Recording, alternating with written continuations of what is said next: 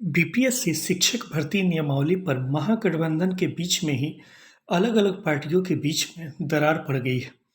आप देख सकते हैं दैनिक भास्कर ने आज से एनालिसिस किया है इस खबर का और महागठबंधन के जो अलग-अलग दल है, सभी दल के प्रमुख नेताओं का बयान भी छापा है। हेडिंग डाली है दैनिक भास्कर ने कि महागठबंधन की 5 पार्टियां नई शिक्षक नियुक्ति नियमावली के विरोध में सदन में इनके 39 विधायक हैं। शिक्षक नियुक्ति नियमावली पर सरकार और समर्थक दलों में मतभेद है। बिना परीक्षा नियोजित शिक्षक मांग कर रहे हैं राज्यकर्मी का दर्जा। इस मांग के समर्थन में है ये दल। अब कौन कौन से दल हैं इसको देखिए। इसमें आपको प्रमुख दलों में है भाकपा माले, भाकपा और उसके बाद कांग्रेस, हम पार्टी। आप यहाँ से देख सकते हैं नीचे जीतन राम मांझी जी कह रहे हैं कि हमसे तो कोई बात ही नहीं हुई है इस मुद्दे पर, और दूसरी तरफ कांग्रेस के लोग कह रहे हैं कि नई नियमावली सही नहीं है। अब एक तरफ कांग्रेस वाले कह रहे हैं कि नई नियमावली सही नहीं है। आपके स्क्रीन पे जूम कर देते हैं, आप पढ़ भी सकते हैं कि कांग्रेस के प्रदेश अध्यक्ष डॉक्टर अखिलेश प्रसाद सिंह ने कहा है कि नई नियमावली और शिक्षकों की योग्यता पर सवाल उठाना सही नहीं है। और दूसरी तरफ मांझी जी कह रहे हैं कि सरकार में शामिल 4 विधायकों वाले नेता जीतन राम मांझी ने कहा है कि बीटेड, सीटेड, बीएड, एमएड पास शिक्षकों की बहाली कर लेनी चाहिए। दूसरी तरफ भाकपा माले के जितने भी दल हैं, यानी कम्युनिस्ट पार्टी के जितने भी दल हैं अलग अलग, वो कह रहे हैं कि शिक्षकों से वार्ता करने के बजाय सरकार धमकी दे रही है, जो कि अलोकतांत्रिक और निंदनीय है। कहने का सीधा सीधा मतलब है कि जो नीतीश कुमार जी ने एक बार कहा था कि हमने तो सारे दलों से राय मशविरा करके उसके बाद हमने ये नियमावली डाली थी। हकीकत यह है कि आप देख सकते हैं कि नियमावली थोपी की नियमावली है, क्योंकि इसमें खुद जो सरकार में शामिल दल है वो कह रहे हैं कि हमसे कोई सलाह लिया ही नहीं गया और बिना हमारे सलाह किए इस नियमावली को अभ्यर्थियों पर थोप दिया गया है। और शिक्षक और अभ्यर्थियों की जो मांगें हैं, इन मांगों को मान लेना चाहिए। पहले इन लोगों को नियोजित कर देना चाहिए, उसके बाद अपना परीक्षा वगैरह लेना हो तो लेते रहिए। क्या है मांग? शिक्षक अभ्यर्थी तो एक तरफ मांग कर रहे हैं, दूसरी तरफ जो नियोजित शिक्षक है वो भी मांग कर रहे हैं। नियोजित का कहना है कि हम नए वाले के साथ एग्जाम नहीं देंगे, क्योंकि हम 2006 से पढ़ाते आ रहे हैं, हम लोग कॉम्पिटिटिव एग्जाम से दूर हो गए हैं। आज नए अभ्यर्थी जो उनके साथ हमको बैठा दीजिएगा तो कैसे होगा, काम कैसे चलेगा कि 2006 में जो लोग नौकरी में गया और आज जो फ्रेश यंग ब्लड, दोनों एक साथ कॉम्पिटिटिव एग्जाम देंगे तो कैसे संभव है कि हम उनका मुकाबला कर पाएंगे। उनका भी बात एक बार कहीं सही कुछ हद तक सही है, क्योंकि ऐसा नहीं है कि जिन्होंने मान लीजिए कि 1990 के दशक में आईएएस निकाला या फिर 2006 में आईएएस निकाला होगा, आज उनको फिर से आईएएस के एग्जाम में बैठा दीजिएगा तो इस बात की कोई गारंटी नहीं कि उनसे पीटी भी निकल जाए, क्योंकि तैयारी का हर चीज़ का एक सही उम्र होता है। उस उम्र में आप जोश में रहते हैं तो हो जाता है, लेकिन आप अगर बार बार आप ही को एक एग्ज़ाम में बैठा दिया जाए तो हर उम्र में वो काम संभव नहीं है।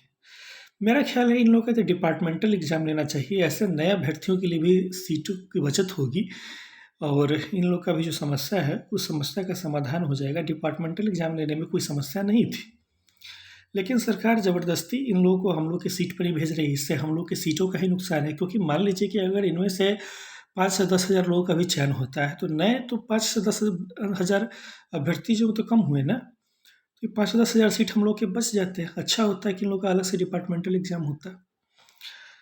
इसीलिए आपने देखा होगा कि पिछले सप्ताह शिक्षक भर्ती का नोटिफिकेशन नहीं आया, क्योंकि नोटिफिकेशन में ही अंतिम रूप से एक बार फिर से चर्चा होगी। नोटिफिकेशन जारी करने से पहले अगर कुछ चेंज वगैरह करना होगा, थोड़ा सा सामंजस्य बैठाना होगा, तो वो सब चीज़ें भी की जाएगी। यहाँ पर बड़ा अच्छा किया है दैनिक भास्कर ने कि एक बॉक्स में यहाँ दिया भी हुआ है, आप देख सकते हैं कि नियमावली के समर्थन में कितने लोग हैं और विरोध में कितने लोग हैं महागठबंधन में। तो विधानसभा में 243 कुल सदस्य हैं, जिसमें से महागठबंधन के पास अभी 164 सीटें। 164 सीटों में केवल 125 लोग या 125 विधायक जो है वही शिक्षक नियमावली के समर्थन में है, जिसमें आप देख सकते हैं केवल राजद और जदयू के जो विधायक हैं और एक निर्दलीय है, ये आपको शिक्षक नियमावली के समर्थन में है। और शिक्षक नियमावली के विरोध में कौन कौन है?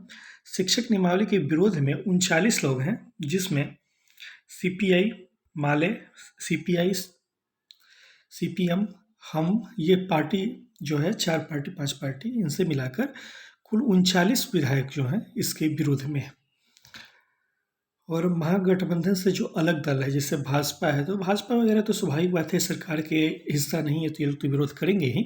भाजपा वालों ने भी कोई कम कारनामा नहीं किया है, जब तक सरकार में थे तब तक तो नौकरी दिए नहीं, और जब विपक्ष में आ गए तब इन लोगों को बहुत ज़्यादा सहानुभूति दिखाना पड़ रहा है अभ्यर्थियों के साथ।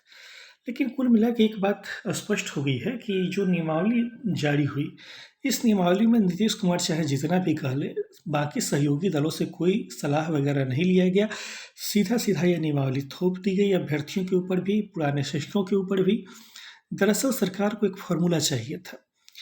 वो फार्मूला क्या था कि कौन सा ऐसा तरीका अपनाया जाए जिससे हम लोग बहाली भी निकाल दें, और पैसा तो हम लोग के पास है नहीं, क्योंकि आप देखते होइएगा कि हर दूसरे तीसरे दिन ये बात उठती ही रहती है कि बिहार सरकार को केंद्र सरकार पैसा नहीं दे रही है।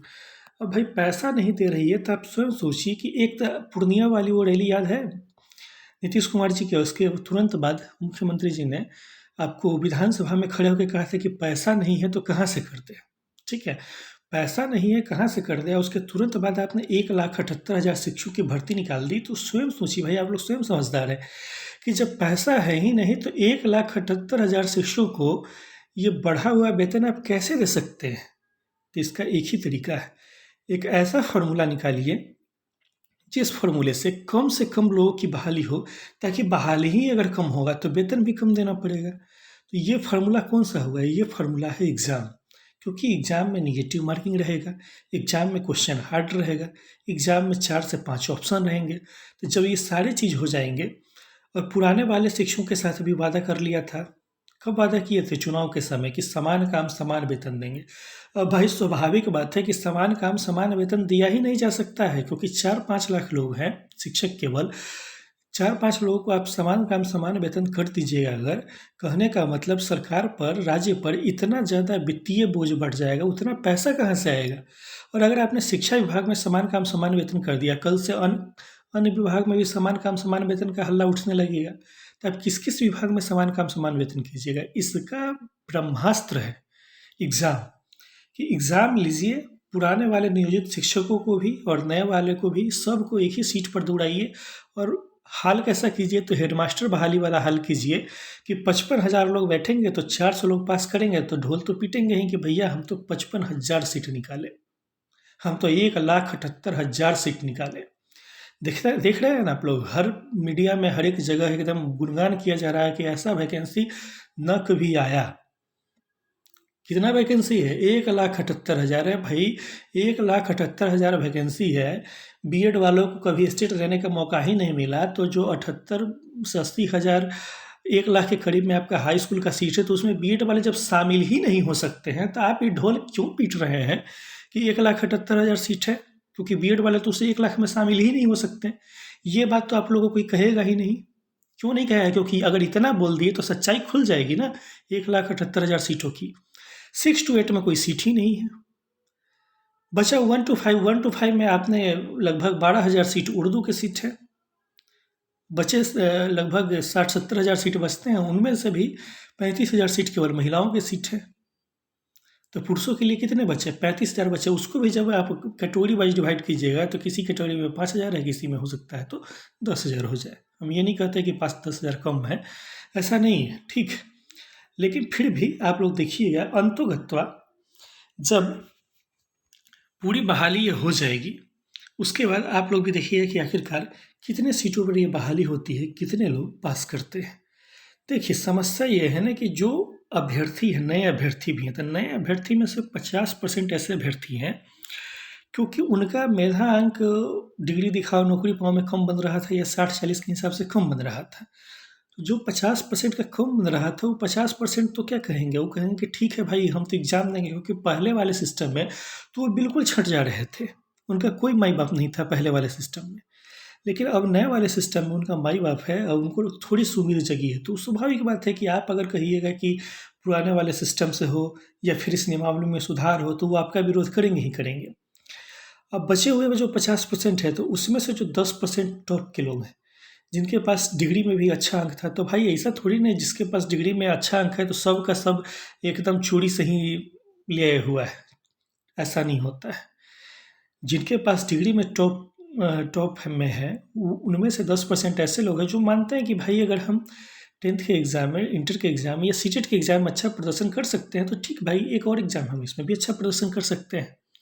इसीलिए ये जो 10 से 20% टॉप के लोग हैं, ये लोग भी आपके धरना प्रदर्शन नियमावली के विरोध इस समय कभी नहीं बोलेंगे।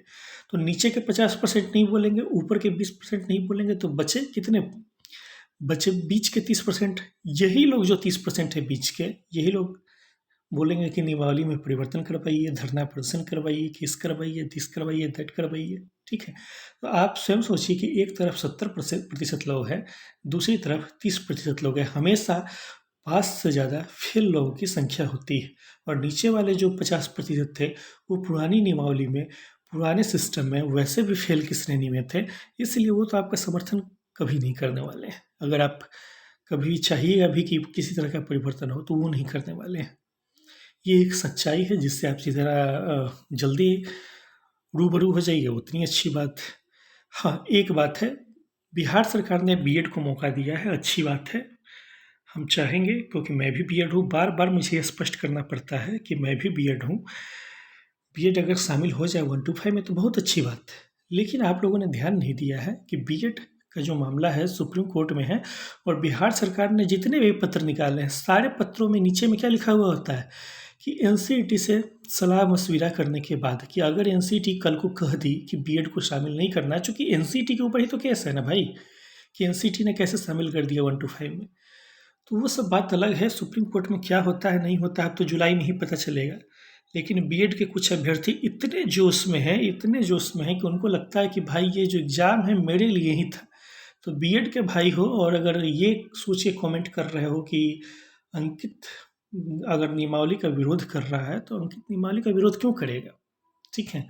अगर बीएड के हो और नीचे उल्टा-पुल्टा कमेंट करते हो, तो याद रखना, मेरे साथ तुम भी बाहर होगे अगर बीएड 1 to 5 से बाहर हुआ तो। तो आज प्रयास किए कि तुम लोग की आँख खुले, थोड़ा सतर्क हो जाओ, 68 के लिए सीटें माँग लो, लेकिन समय पर नहीं माँगे। कल को कुछ उल्टा-पुल्टा होता है तो इसके ज़िम्मेदार तुम लोग ही होगे, क्योंकि समय पर आँख खुलवाने के बावजूद तुम लोग सतर्क नहीं होंगे। अगर वीडियो पसंद आया है तो वीडियो को लाइक कीजिए, चैनल को सब्सक्राइब कीजिए। फिर से मुलाकात होगी नेक्स्ट वीडियो में, तब तक के लिए धन्यवाद। Thank you.